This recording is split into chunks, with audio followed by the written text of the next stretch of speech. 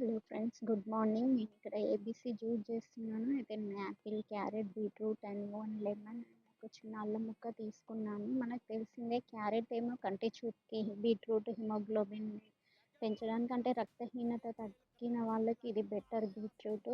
Next Apple immunity power కోసం use చేస్తాం కదా. వీటికి మూడిట్లను మిక్స్ చేసి నేను ఇలా జ్యూస్ చేశాను. అయితే టేస్టీ కోసం చిన్న అల్లం ముక్క అండ్ లెమన్ యాడ్ చేసుకున్నాను.